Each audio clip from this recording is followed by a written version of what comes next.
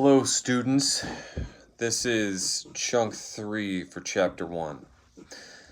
I snatched my headphones off, cussed loudly. It drew the attention of my sister and my parents, a TSA agent coming off her lunch break, and some lady's toddler, who immediately started machine gunning the 4-letter word I'd released into the ether. If Mom wore pearls, she would have clutched them. That kid's mother did not accept my apology. Worse, they sat right behind us on the plane, and Dad wouldn't allow me the use of my headphones, so I had to listen to the mini Samuel L. Jackson I created all the way home. As unpleasant as that was, it had nothing on what awaited me back in Virginia. Kiera's new boyfriend, Colossus Turner, who named their kid Colossus. Maybe psychics who knew their son would grow into a thick-necked state champ wrestler incapable of unshrugging his shoulders. Colossus and Kiera's relationship, 2 years strong. He gave her a promise ring that she wears on her left middle finger. War. I'd given up hope, even though I saw her every day at school, and now here on Sundays I came to terms with never having a shot. Until last night. Me and Quan were on a double date. Sort of. Really, he was on the date with some girl named Erin, or Erica, engaging in backseat debauchery while I drove my uninterested date, whose name I don't even remember, rode shotgun.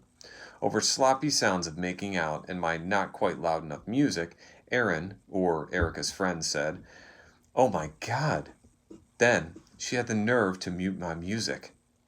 "Never touch my radio," I said, ready to crank my barely alive tweeters back to the max.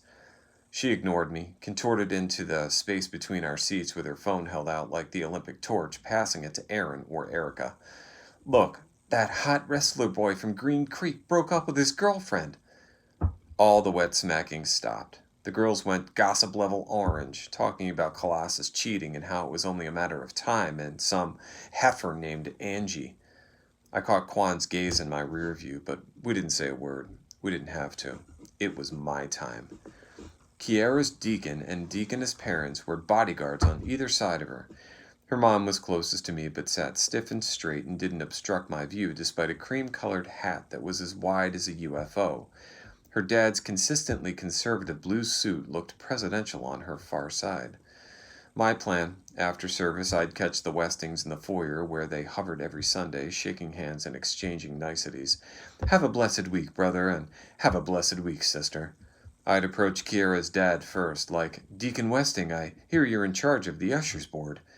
Just curious enough so that all the Westings thought, "What a fine young man this is," but not so gung-ho that I committed myself to any real work.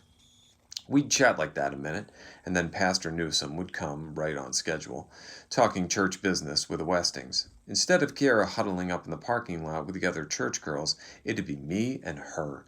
At the very least, I'm walking her to her dad's Cadillac, talking her to her dad's Cadillac. I contemplating hitting her with some Langston Hughes poems or some Drake, but this was short notice, no time to rehearse. Anyway, I'd be letting her know in no uncertain terms that I'm into her and I want that next boyfriend slot. Just needed Newsom to let church end, then I could execute the Hold up. Kiera stood, excused her way past her mom, continued to the front of the church while her dad slow clapped. He wasn't the only one. The applause went viral throughout the congregation, creating a pattering echo under the high ceiling while Newsom uttered, "Hallelujah! Hallelujah!" 6 more kids, some I recognized from school, rose and approached the altar, forming a line when they faced the rest of the congregation. Shanice Monroe and Helena Rickert were sophomores at Green Creek High. Ralph and Bobby Burton, who were 8th graders at the middle school, I believed. Maya Hansen, a fellow junior, and my super serious coworker. Then Jameer Cisse, class golden boy. With the exception of Maya, I only knew this group well enough to speak to, nothing more. "Hallelujah, hallelujah," said Newsom. Over the last couple of months, I'd gotten my black belt in daydreaming during the sermons. Usually a good thing, but this time I'd missed something important. A lady approached the pulpit. She was a grown-up, old, like 25. I'd seen her around, but never met her. Flowery sundress, plump cheeks, light brown skin, a forever smile. When she stepped to the pulpit, she reached for the mic, an act that seemed to make Newsom uncomfortable enough to abruptly cease his hallelujahs. He gave her the "wait a minute" finger. One final emphatic "Hallelujah!" Then he handed over the mic. She said, Are there any other young people who'd like to join us on this wonderful journey? Oh, an opportunity. In the early moments of service, before I zoned out, they'd talk about volunteering. Go read to old folks at the nursing home, help scrub graffiti off the community center, whatever it was. Kiara would be there.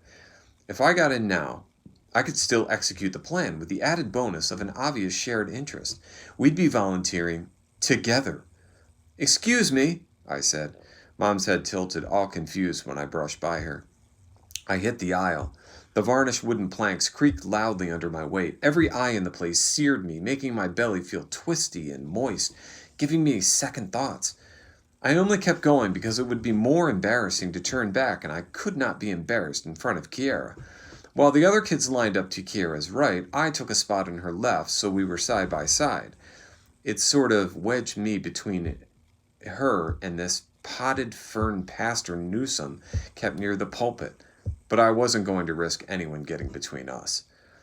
Because I took that spot, when the lady stepped to us with the wireless mic, she came to me first. Tell us, she said, beaming the happy face emoji come to life. Why do you want to remain sexually pure until you're joined in holy matrimony? I said, huh?